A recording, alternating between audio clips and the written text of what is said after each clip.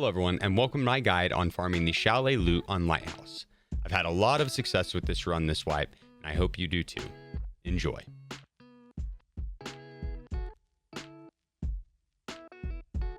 There are three main routes for Ruble making on Lighthouse: the Rogues, the Lighthouse, and the Chalet.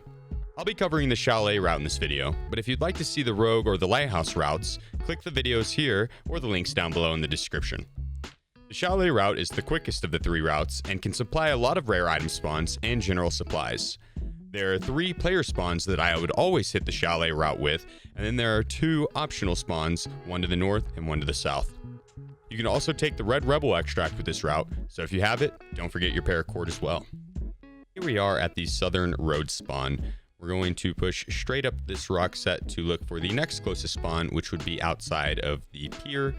With this spawn, you can either go loot Lighthouse or the Chalet, but I usually opt to go to the Chalet just because it's less contested by player scavs a lot of the times, and it's the quickest route. Regardless of which path you decide to take, it can be very important to get that information on the pier spawn to see whether or not they actually went out to the Lighthouse. There are a few item spawns on the ground here by the helicopter, barter items on this side plus the toolbox, and then med spawns on this side plus the box there and the med box there. There is a PMC spawn in front of us here, so I don't typically search the boxes, but instead just look for the open world loot. There's a rare item spawn to the left of the chair, on the chair, and to the right. It can't spawn underneath the chair render and the ground render, so you actually have to highlight your cursor over it. Run down the road some and you will be at the Chalet. When you first get here, scan in the windows and look at that door across the parking lot. That is a good way to tell if there has been any opponents move through the area, as well as the front door to the left. They both will spawn closed. We'll start off in the garage. There's a rare item spawn there and on the table, barter item here in the box, as well as the back of the Jeep, the wheelbarrow, and on the ground. There is a tank battery spawn right here, more barter items on the ground, weapon attachments in the back of the Jeep, and the toolbox. There is a safe in that building across the parking lot. I personally don't like to hit it just because of the extra risk involved, but safes have been really good this wipe, so your choice. There's a rare item spawn on the ironing board, as well as on the bottom shelf, on the table, the chairs, moonshine spawns on the table there and on the table there. You can hit this jacket. Ammo spawns here. There are some food and hydration spawns up top, as well as a rare item spawn on the box, on the stand there, and the stand right there. We'll now work our way down to the middle floor and hit a few boxes, as well as the theater room. It's your call if you want to spend the time searching these boxes, but I have found a few slicks out of them. You can get a food spawn in the chair as well as on the table, gold chain spawn on the nightstands on both sides of the bed. In the theater room, you can get a folder of intel on the seats, hydration on the armrests, and barter items on the ground there and in the corner on the shelf. Then we'll move downstairs to the pool room and the dead body.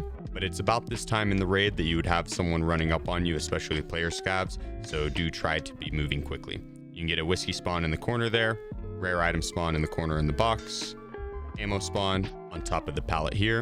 You can go down to the tennis court if you'd like, but for sake of time, I do not. There's food spawns on top of the chairs, as well as a Meldonin on the last one, rare item spawns on the dead body next to the knee and the shoulder, medical spawns here, and then we'll work up top to the last rare item spawn at the Chalet on top of these boxes, and then the barter item spawn on the ground. After you're done with Chalet, I like to go down this left path, just slide down these rocks. It blocks line of sight from the right side, the back mountain pass. It's commonly camped because there's a quest that requires you to kill scavs outside of the hotel. So I like this left side path just to avoid them. But we'll go inside the garage. There's a toolbox as well as barter items on the shelf. And we'll go upstairs. In this back left room here, there is a folder of intel spawn on top of the magazine, as well as the duffel bag. Then we'll go back downstairs into the next room over to hit the black box as well as the medical bag. These are usually a little bit safer to loot just because the hotel is a little bit lower of priority compared to the Chalet, so you don't have to worry about player scavs as much. There's moonshine spawns on top of the table here, and then the jacket here. Then we'll push over to the actual hotel. Be careful of the bosses spawning in this parking lot. It's very rare, but if they do, you want to be ready. There's a rare item spawn in this box, as well as behind the counter to the left. This building is more just to fill up on supplemental loot, so I wouldn't stress too much about searching every corner. Med spawns in this room, as well as barter items. Weapon attachments on the seat here. Med spawns on the ground and in this back room. Then you have the small black box here. You could go upstairs and hit the 2 safes, but I haven't found very good loot out of them this swipe, so I choose not to. Instead, I like to go to these larger green boxes and the smaller grenade box. They can provide really good loot, including the red Rebel. There's a food item spawn on the table to my right that I just passed, as well as several more in this building in front of me. There's also a rare item spawn on top of the chair inside. Once you're done with the hotel, you can jump over this ledge here, just push yourself into the side of the rock and you'll slide down, and then you'll work your way over to the village. Be careful of there being a PMC hanging out on the rocks to the right. It's a common camp spot as it overlooks the village. If you get down, just run straight into the side of the rock again. It shouldn't do any damage to you. Then we'll push up and loot this tech crate on the outside of the building, as well as the one on the inside of the building. There's also a few barter item spawns on top of the table, and then the tech spawn on the ground and a rare item spawn above it. The jacket there. We'll go ahead and go across the street to the hillside house key. Unfortunately, I don't have it right now, but there are 6 rare item spawns on the inside, so I definitely think it's worth. Instead, we'll go on the outside, hit the 2 tech crates plus the barter items on the ground and on the tables, and then we're going to go ahead and work our way to the extract. While running this way, you'll want to be scanning to the right on top of the rocks. That's another common spot for people to camp. Make sure you have full stamina for this run too. You can push up and go to the rogue camp, or you can take the quick route and just go straight over to Path to Shoreline. That's usually what I will do just for sake of time and because player scavs like to go straight for the rogues. So usually by this time in the raid, all the loot's going to be gone from that side of the map. Be careful on this last sprint because players do like to camp on top of the rocks. Thank you for watching the guide all the way through.